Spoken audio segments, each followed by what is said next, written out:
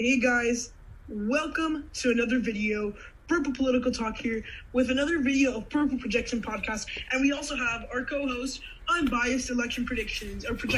How are you doing? Hi everyone, I'm doing pretty good. How about you?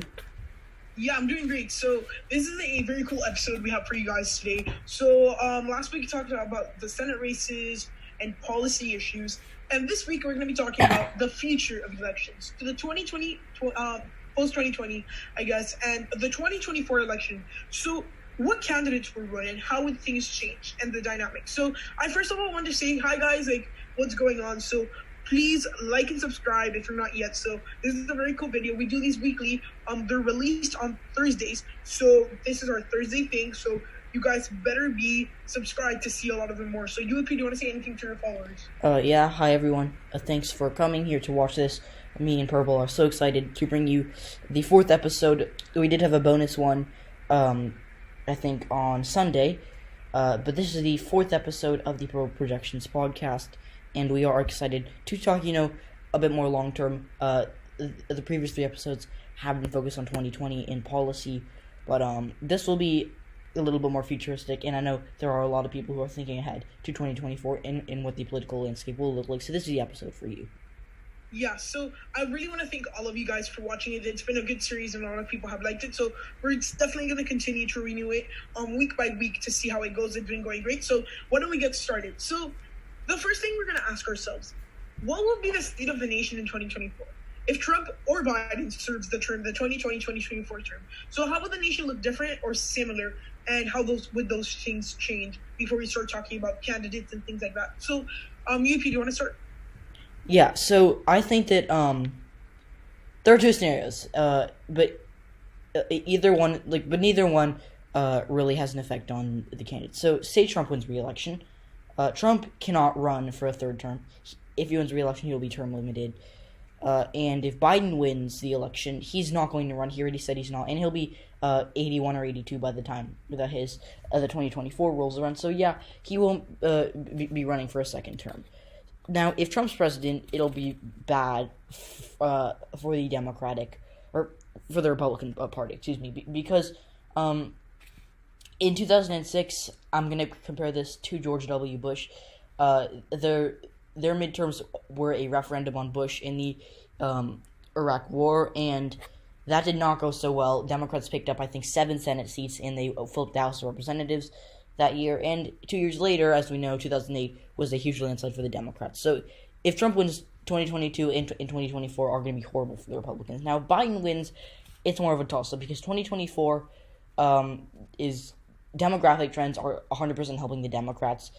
But usually the incumbent party doesn't do too great in the midterms. So in 2022, it could be bad for the Democrats, but it probably won't because they have a very good Senate map.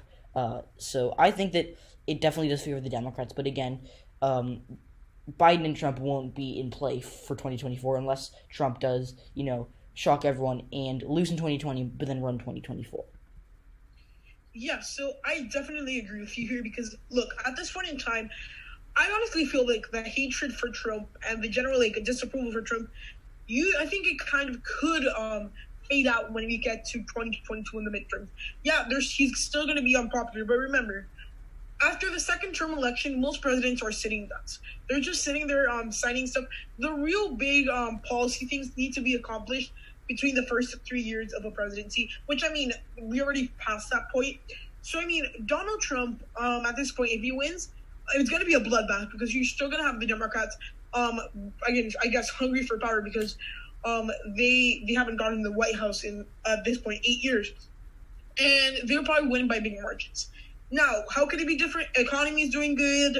Generally speaking, there's no big things ruffling the feathers, anything like that. I think that, honestly, the Republican Party does have a chance of winning in 2024, and it depends on who they run. If Donald Trump becomes unpopular, running a pro-Trump candidate won't be a good idea. But if you run a anti-Trump candidate by the Republicans, that may be a better idea.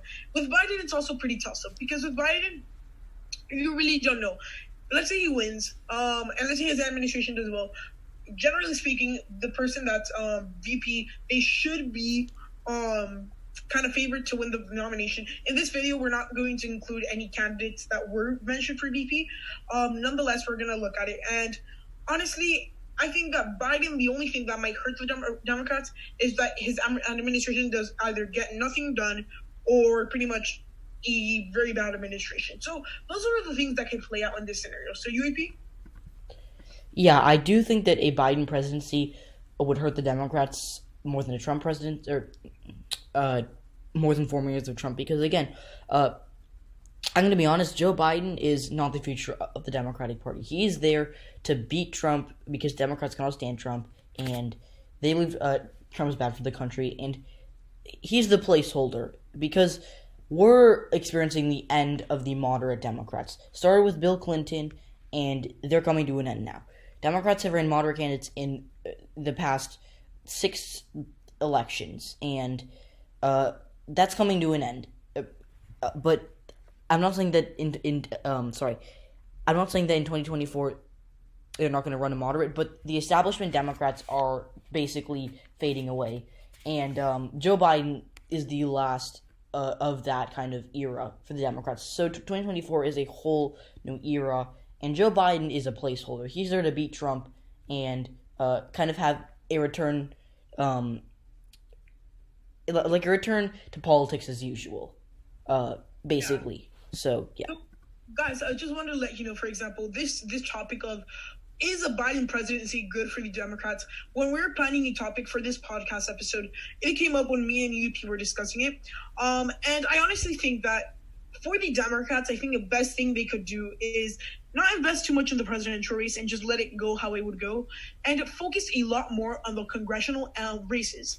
Those races, realistically, if they set up a great map for 2022 in the House and the Senate, and considering that Trump could be unpopular by then, that could help them have a super majority that would be hard to lose, like complete all of it by the time they get to 2024.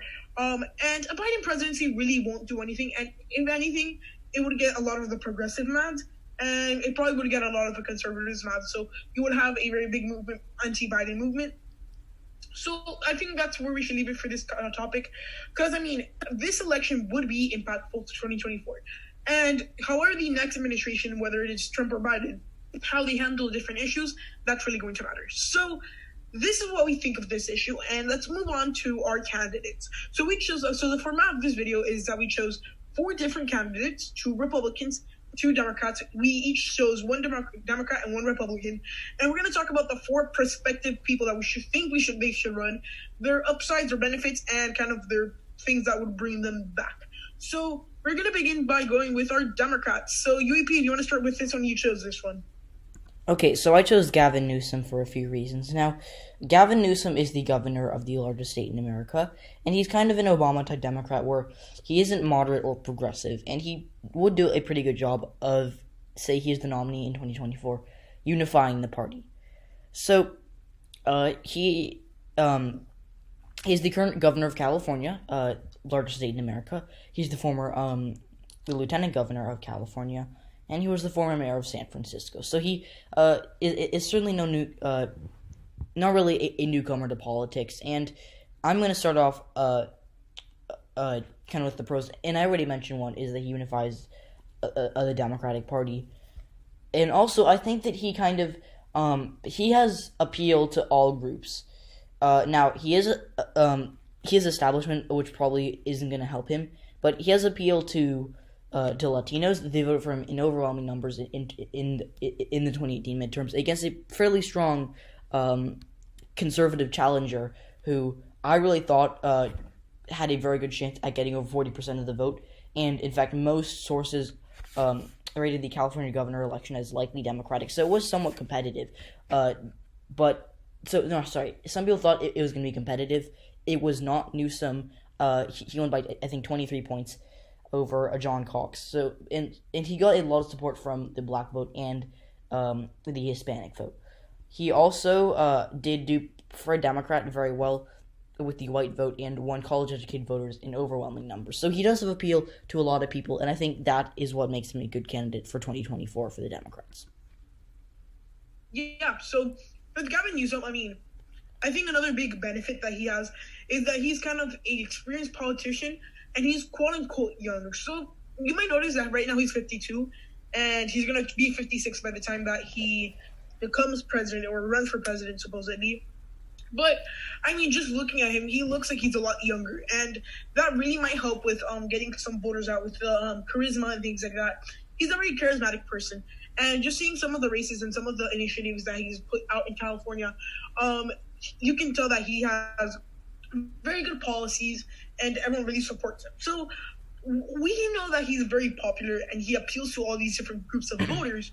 But looking on the bad side, what are his bad benefits to him winning the Democratic nomination in 2024? I would personally say is that a lot of people might look at him again like as establishment, and with the Democrats, you're trying to unite the party, and that might be a problem. But again, he also appeals to some of the quote unquote Bernie Bros, which are going to be a big group of voters when it comes to 2024. UP, I know that you know a lot more about Gavin Newsom, so why don't you talk about some of his defects? Okay, so Gavin Newsom overall is not super polarizing. He's very popular in California, and there are a lot of he actually got a pretty big chunk of the registered Republican vote. Now that's only registered, so we don't know who they're voting for down ballot. But registered Republicans actually are. He has a decent net approval with Republicans. Well, according to Morning Consult, he isn't doing great with them, but he's doing good considering that he is a pretty liberal Democrat.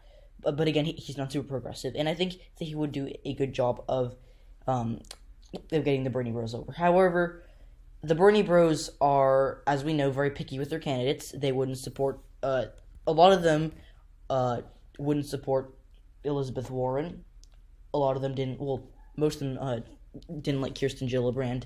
And it was either Bernie or Tulsi Gabbard, and Tulsi Gabbard didn't even get a ton of votes. So they're very picky with their candidates, and I think that would hurt Newsom. Plus, as Purple said, I'm going to touch on this again, as well. He's establishment, and when you look at these positions that he has held, governor of California, lieutenant governor, and mayor of San Francisco, those are all very high-ranking positions. I mean, he's the governor of a very big state. He is he was the lieutenant governor of a very big state, and he was the mayor of a pretty big city in that big state that has a lot of power, especially in the tech industry. So yeah, that's not going to help him. He also did. This is very nitpicky, and there are politicians who have worse quote scandals. And again, this isn't even a scandal, but as we all know, Sacramento is the capital of California. When he was mayor of San Francisco, he was overheard saying or calling Sacramento a dump. So that's not good. But again, it's not going to hurt him in the long run. So yeah. So honestly, I'm gonna say something. The only reservations. I don't live in California, so I mean, if we're talking about a Florida politician, for example, I would be able to talk more about them and know a little bit more about them. But with Gavin Newsom, like as an outsider, and again, most people when they meet these candidates, they're looking as outsiders. So people living in California are insiders in this scenario. I would honestly say that Gavin Newsom, one of the things that I see with him is that, yeah, he has the appeal of the for example, the Californian Latino and the Californian African American community. But that doesn't mean that nationwide it's a very different voters appeal. For example, the African American community is a lot different in North Carolina than it is in California, or the Latino community is a lot different than in Florida that is in California. So 100%. Yeah. So probably speaking, yeah, he has appeal to the Californian voter. But again, when it comes to the other big factions and other groups between these minorities, maybe he won't have that big of appeal. And nationwide, I don't know. I mean, again, independents, they're really who decided the election at this point. And Gavin Newsom, I see him getting somewhat of the independent vote, especially if he's against a pro-Trump candidate. If he's not, he's like going against pretty much equal, and it's going to be based on policy. What might hurt him is some of his policies are very liberal. And remember, at a nationwide stage, the Democrats can't risk a chance of running someone who's super liberal because then they're going to lose the moderate vote and the independent vote. So that is my stance with Gavin Newsom. I know UAP knows him better because that's his governor. Nonetheless, UAP, do you have anything else to say? Yeah, I think that's basically it. Gavin Newsom overall, I disagree with this, but there are a lot of people who, well, the majority of Californians believe that Gavin Newsom has handled COVID-19 well. Uh, I disagree with that. I think that he got too lenient with his reopening, but he was the first governor to shut down a state in the beginning of March. So yeah, I do have to go for 2 minutes. So Purple, I think just talk for the next one till I stand back, and I'll just be recording the whole time. So yeah. Okay, so Gavin Newsom, again, we talked about him, and he's a very interesting guy. And at the end of the day, we know that his support in California is very high with conservatives, with all groups. But remember, the people living in California are a lot different from those living in the Midwest and living in the Sun Belt. So that's another thing we didn't talk about. So I honestly feel like the Midwest is going to be a crucial area, especially when it comes to a post-Trump and Biden. So I think, honestly, a post-Trump era would be looking at, if Donald Trump wins the election, it's probably going to be because of the Rust Belt. So if the Democrats can't run a candidate that's appealing to the Rust Belt voter, it's going to be very hard for them to do that. I think that's one thing we didn't talk about, actually. So the Rust Belt voter is a type of voter that's going to be important in elections coming up. So, I mean, from now towards, the time where America the political parties kind of completely changed the map, we're going to have to look at some voters that appeal in other places. Gavin Newsom has great appeal amongst as an establishment candidate. But when it comes to reaching out to these areas that for long have been seen like states that have been lost or states that have no economic growth, we still don't know, as he hasn't handled too much of the economic growth. Yeah, some of these areas, like for example, San Francisco, because especially it had a very big tech growth. He still doesn't. I don't like for the Democrats, it would be a viable option for them to go with Gavin Newsom. I mean, straight off the facts, because he has to appeal more to the Sun Belt voter, which he kind of still does. But I see him doing very well amongst suburbs. And at the end of the day, that's a big voting group. But we'll see. Gavin Newsom, interesting candidate, governor of California. Yeah, so we finished with Gavin Newsom, Yep. and we're gonna move on to Andrew Cuomo. So Andrew Cuomo is the incumbent governor of New York. He's been very popular because of his handling of coronavirus. He's currently 62. He's going to be 66 if he runs for president. And he's very charismatic. Well, charismatic in a different way. He's not one of those big speakers that would go out and hold these huge rallies with a lot of people, but he's a very likable person.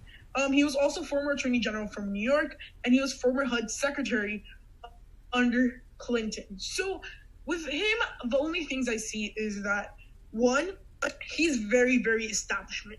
I would even go to say that he's more moderate to conservative Democrat. If you guys don't know, his father was also the governor of New York. And the thing here with Andrew Cuomo that I don't see working is getting uniting the party. Andrew Cuomo would be popular amongst Republicans and Democrats. So if they can offset the voters that are not voting with Republican votes, I think Andrew Cuomo is the perfect person. Andrew Cuomo appeals amongst minorities. He has great appeal amongst Midwest and hardworking class voters. So that might really help him. UEP, are you there? Yeah, I am. Sorry, yeah. Okay. Andrew Cuomo, in my opinion, Andrew Cuomo has a lot of appeal to a lot of voters, and I think that's that's general consensus. But again, we are talking about a guy who is kind of like Purple said, a pretty conservative Democrat, and he doesn't get a lot of attention for it, but he is a Democrat who is very against the Green New Deal and is very against Bernie Sanders and most of his legislation. So he's also against AOC, which could be interesting because they're both from the same state and both have very high political aspirations. But he's a conservative Democrat, and that means he has appeal to the Obama Democrats, the conservative Democrats, and the moderates who aren't really The Republican moderates. yeah, and also independents who aren't affiliated with the party. So yeah, he has appealed to a lot of people, but he does not have a ton of appeal to the Bernie Bros, which cost Hillary Clinton dearly in 2016. And Bernie Sanders He was one of the main reasons she lost in 2016. But yeah, so Andrew Cuomo, I don't think would. Uh, I think he'd win the election, but he'd have a lot of backlash from Bernie supporters. So those are the cons, and the pros. Or probably you can talk about the pros now. So I'm gonna tell you something right now. I feel like with Andrew Cuomo, I feel like, for example, it's different from Hillary Clinton. Hillary Clinton, she was unpopular, and then you added the Bernie Bro effect on it. So with Andrew Cuomo, he can reach out and get those Republican voters, reach out and get those independent voters. So generally speaking, especially if it's a Democratic wave here, he shouldn't have a problem winning the election. And since he has good appeal amongst Latinos, African Americans, amongst white voters, amongst Rust Belt voters, that's really going to help him. And suburb voters, he's also very good with. So he has very good appeal. Now, what would be the difference here? Maybe they don't like that he's a stereotypical old white man, because essentially that's what U.S. politics has turned into. But we're going to see a very actually interesting change when we look at the Republican candidates. We're going to get into that later. But yeah, so with Andrew Cuomo, that's what I feel like. The only problems he might have is kind of like losing the Bernie Bros. But other than that, I think overall he's a very strong candidate. UP? Yeah, so I like everything you said there. And the pros, well, first of all, he received a ton of media love for his handling of COVID-19. And there is a brand, Cuomosexual, of people who, kind of like a joke, people who think that Andrew Cuomo is a very good governor and, like, fans of him, kind of like, people wearing MAGA hats are big fans of Donald Trump. So, Cuomo has a lot of appeal. He is I didn't know a ton about him back in February, but now I do, because during April and May, I woke up every morning and saw him as press conferences talking about the cases and showing leadership. That is very valuable, and especially in these times, and I think that people would turn to him because they saw him and saw what he did in New York. And I think that he would win an election pretty handily, depending on his opponent. So I think that he's a very strong candidate, probably stronger than Gavin Newsom. But again, but neither of them are weak. Like a weak Democrat candidate would be like AOC or something like that. But Cuomo is a strong candidate, and Democrats would not really be making a mistake if they do run him in 2024. Yeah, so I feel like Andrew Cuomo, he has a source of leadership. We saw how he took New York, the most densely populated state in some areas. I mean, New York City is the most densely populated city in the U.S. So essentially what he did is that he had to handle all these people. And remember, New York City is mostly made up of apartments if you live in the city. So that's a bunch of people with many coronavirus cases. They did end up having a lot of people with coronavirus, but compared to the number of residents, so per capita, it was relatively smaller since you had a lot of people living in the area. So, I mean, the way he handled it was pretty good. He was like one of the governors that got the most praise, if not the most, from COVID-19. And that source of leadership will probably get other voters to come out and vote for him. You repeat? Yep, I think I've said everything I want to say about Cuomo. So yeah, overall strong candidate, and he has a lot of potential in a general election.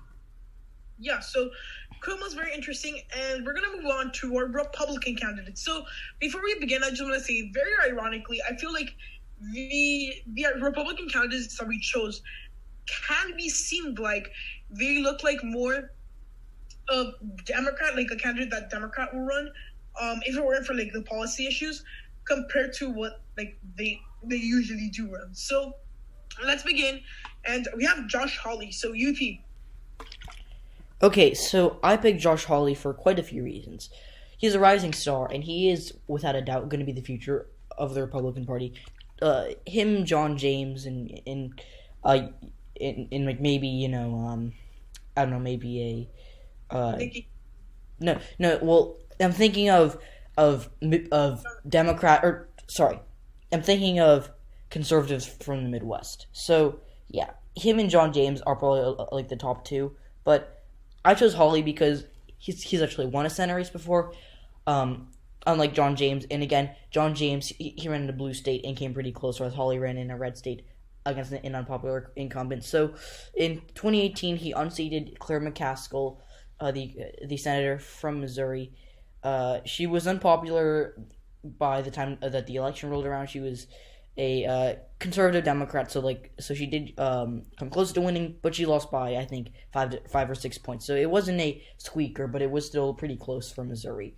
So yeah, he has only been in the Senate for 2 years, and I kind of think of him like an Obama for the Republican. Now, Obama, he was elected to the Senate in 2004, and Ran for president in 2008. yeah, so 4 years in the Senate, so not a ton of time in the Senate, and Hawley's only been in the Senate for less than 2 years. So 2024, he'll still be relatively new and not really establishment. He is a populist, and he is a Trump supporter, which could be good for him, could be bad. But yeah, so he's also not super establishment. He held one elected office before he ran for Senate. He was the Attorney General of Missouri, and again, not super establishment type position. So yeah, I think that he would be a pretty strong candidate for the Republicans to run, and overall, really interesting. So Purple, do your introduction on Hawley. So Josh Hawley, I feel like he's a young, charming candidate. He's like technically Obama. I feel like he has a little bit more experience than Obama because he's ran like the Attorney General, so he knows how to deal with fiscal things that like better than Obama did when he came to presidency. As a U.S. senator, has a lot of experience, whereas Obama just like had the before he ran for Senate, he had the Illinois State House. Nonetheless, Obama came in and did a great job, I think. I think Josh Hawley, if he ran for president, and one, he would do amazing things with the country, with bringing conservative voices and young voices together. And I think he would have great appeal amongst Midwest voters and even amongst some moderate Democrats. So one thing I want to note is that if he does run for president, he's going to have to give up his Senate seat if he does and makes the general election. Because look, his seat was won in 2018, so he'll be up for re-election in 2024. So he's gonna have to make that choice. Nonetheless, I think if he does make it, he's probably gonna win if he's going against a candidate that's a little bit more flawed. And I think honestly, this is the future of the Republican Party. I would say like also younger members of the Republican Party. Maybe who knows, John James, or I think Ben Sasse is pretty young, if I'm correct. So those type of people, those are the people that are going to be the future of the Republican Party, the future Mitch McConnells, and the future leaders of the Republican Party. So I think Josh Hawley, he has some advantages, especially when it comes to electorally, because he's close to the Midwest. And yeah, I mean he's very appealing to a lot of different groups of voters. UEP? Yeah, so starting off with the pros, Josh Hawley, he has a lot of appeal to a lot of voters. He's from the Midwest. He won a statewide election. Honestly, he won that election pretty decisively. I mean, he was against a two-time incumbent Claire McCaskill, so he did win by 5-6 points, so that's good for him. Also, he has appeal. He's a populist. He's pretty young, so not super establishment. And I think I already listed all those things. So that's I'm gonna keep it short for that list of pros. So yeah. Yeah. So I think a big common theme we're seeing is that the future of American politics is populism. The Republicans and Democrats are both they're running populist candidates, and just looking at Josh Hawley, great appeal from the Midwest. He has all these. He's young. He's charming. And he has all these things for him. And look, a politician, I would feel like Josh Hawley would do a great job, kind of retail politics. So that would be like going out and sitting down with people, giving speeches at rallies. Since he's so young, he would be 44 if he assumes the presidency. And I think he would do a great job. And Josh Hawley is a very strong candidate. I mean, what are his he doesn't have many major drawbacks, but I feel his good points are very high, especially for Republicans, because at this point in time, Republicans either run a very old person, an old white man, stereotypical Republican, or they could run someone newer like Josh Hawley. And honestly, this is where the future of the Republican Party is headed. So, UAP, do you want to talk about the drawbacks? Yeah, so the cons of a Josh Hawley candidacy for the Republican Party is that he is still a, controversial topic, but he is still a white man, and I'm going to be honest, the stereotype of the Republican Party is a white man. Now, Hawley is young, which does bode well for him, but he's still a white man, and in the future, the Republicans are not going to win elections by only getting the old white male vote. That's not going to help them anymore. America is becoming a new minority dominated country, and women are turning out to vote in record numbers. So that's not going to help him. He also kind of did run a bit of a dirty campaign for Senate in Missouri. So it wasn't super dirty, but he did do a lot of smearing of Claire McCaskill, and he did dig up some tapes that he should not have gotten his hands on in the first place.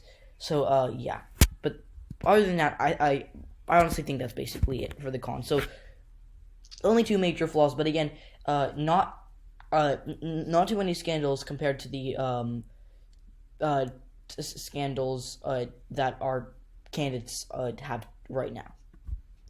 Yeah, so especially when you're talking about this election, I think diversity will still be an issue. I mean, the most diverse person is the last person on our list, I would say. But I think honestly, the way that the 2024 election is going, there's either going to be a very contested Democratic primary. Again, we're not talking about the Democratic primary as of right now, but the Republican primary I feel would be very contested. But there's actually very few candidates that would run for president because less people want the job now. I think honestly, the primaries things, it really does matter. It depends on how popular the last president was. So I honestly feel like Josh Hawley, he would be a great pick because he's not fully for Trump, but he's also not against Trump. So maybe that would hurt him because he's a little bit more towards Trump than many other Republicans. But still, he does still have the critical of Trump side, which certainly would help him in these races. UVP, do you have anything else to say about Josh Hawley? I think that's it. And overall, I think he'd be a pretty strong candidate.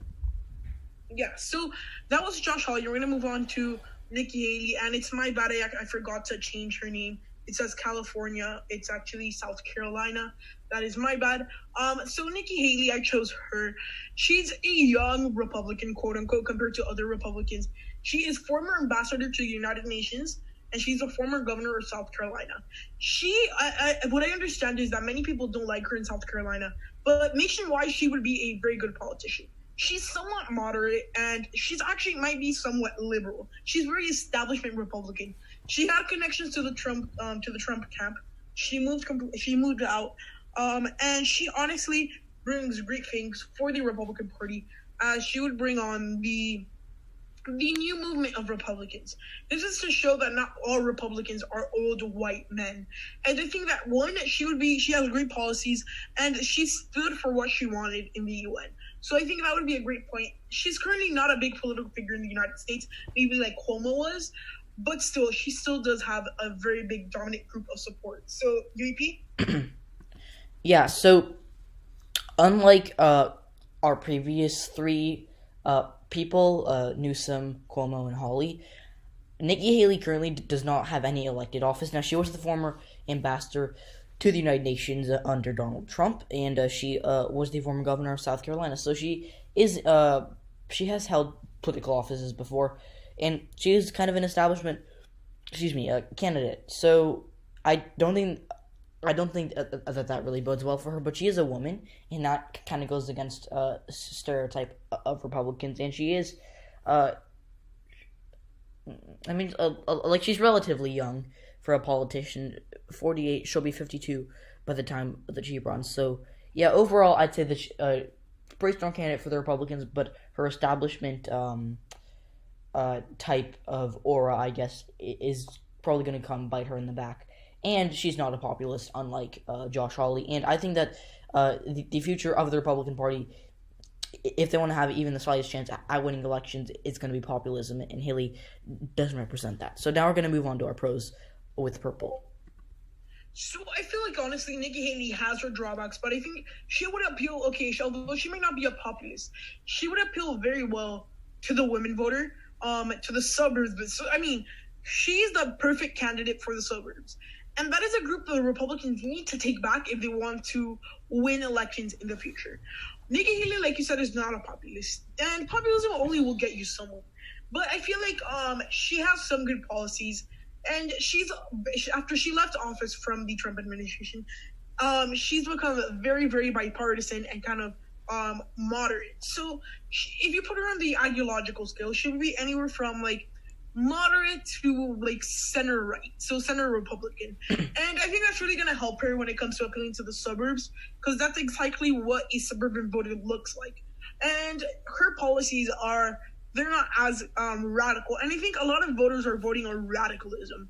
If people start thinking that something is way too radical, they will not vote for it. So that's really going to help Nikki Haley at this point. She's from South Carolina, a very growing area, and I think she would do good, especially as it comes to holding on to those areas and not making them go to the Democrats as fast, and that might be a good thing for the Republicans to consider. UP? Yeah, so I like everything you said there, and I do want to touch on her ideology. So if you turn back the clock to, like, say 2017, the beginning of her reign as ambassador to the UN, she was actually more to the right than she is now. She is pretty moderate, but still a right-winger. So she's like moderate center right, kind of like you said, and she is I kind of think of her as a female Mitt Romney. Now, obviously, Mitt Romney is very anti-Trump. Haley's not, but like other than that, a very similar candidates. The right of center, but not super conservative. They're not populists, and they have a lot of appeal to the suburbs. And they do have a good shot at winning the moderate vote. Now, even against Obama, who is seen by many to be pretty moderate, Mitt Romney won the moderate vote by 5 points in 2012. Haley could probably win the moderate vote over a lot of candidates, including Gavin Newsom, and probably not Andrew Cuomo, but again, Gavin Newsom, she'd probably be in the moderate vote, but it is, but Newsom could beat her, we're not talking about that right now. So she's moderate, she has appeal to the suburbs, and could take them back, because the Republicans got murdered in the suburbs in 2018, and if they want to do well in future elections, kind of like you said, they got to be competitive in the suburbs, and Haley is a good candidate for that. And so, in terms of electability, she would, obviously, she's a woman, she would help the Republicans with women. So yeah, I think overall she has her strengths. So now we're going to go to cons. Purple. Yeah, but I also want to add something else about Nikki Haley. I think that honestly, one of Trump's best policies, I guess, was his foreign policy. That's like one of the most outstanding things that he's done as president. Probably next to the economy and improving it as well. I would put them like hand in hand, like the economy and foreign policy.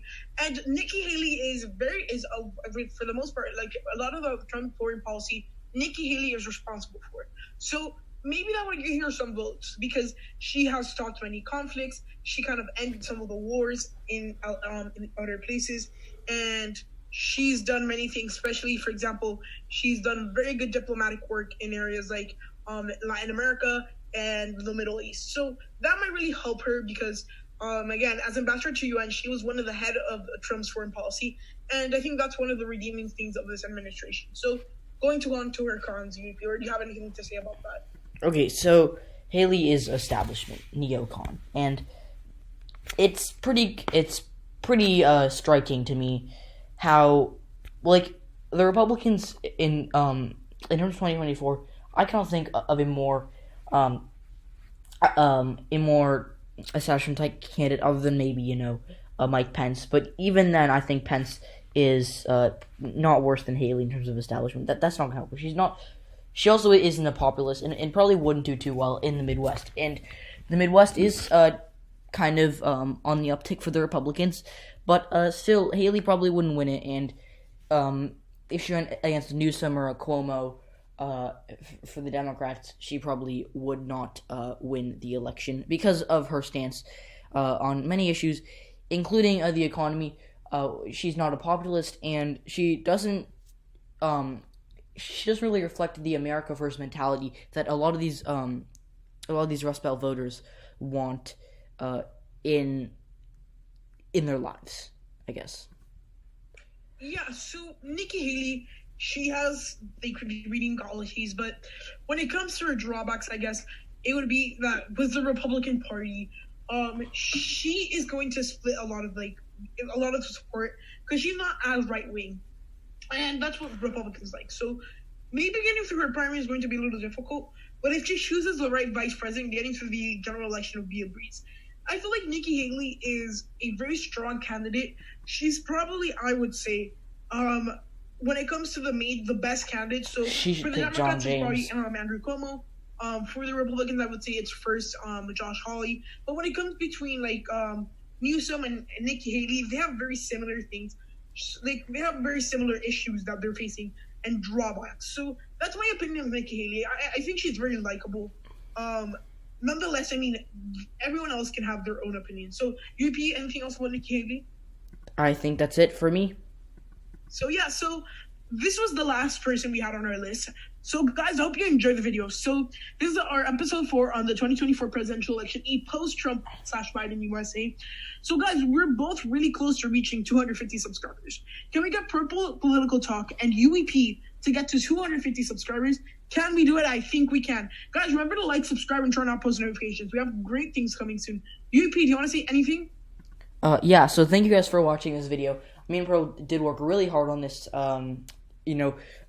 Purple, he did do basically all of the cinematology and graphics they're seeing on your screen right now. And we both, obviously, as you know, did talk. So it would really help us out if you could hit the red subscribe button for both of our channels. On my end, I'll be putting the link to Pro Political Talk's channel.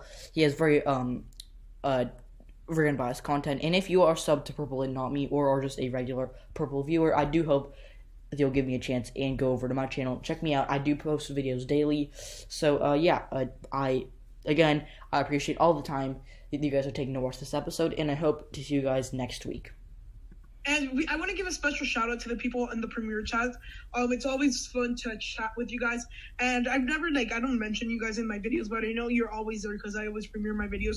I want to give a special thanks to all of you guys. But every single video you guys go and chat in the chat, at least if it's only for 10 or 15 minutes, it's still very fun and we can all interact and give our opinions about politics. And it's interesting because we have so many good voices and strong voices. We're voicing out their opinions on the political content that we're giving.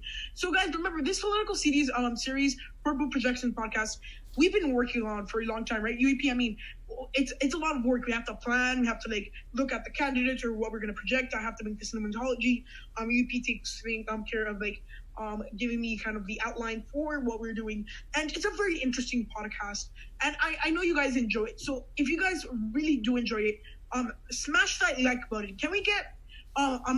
let's get both channels, this video, let's get them to 20 likes. If we can, it would be great. And I think we might be able to do a bonus episode coming soon. So, guys, again, Purple Projection Podcast is thankful for you guys. And I hope you guys really enjoyed this video. UEP? Yep, thank you guys so much for tuning in to this episode of Purple Projections. I hope you enjoy. And kind of like Purple said, I love all of you. Premier people, thank you guys so much for being there, and yep, I think that's it. So, bye everyone. So, guys, last thing I want to say: if you disagreed with anything we said, please put it down in the comments or the premiere chat. And remember to like the video; this really helps. And I hope you enjoyed the video. And goodbye.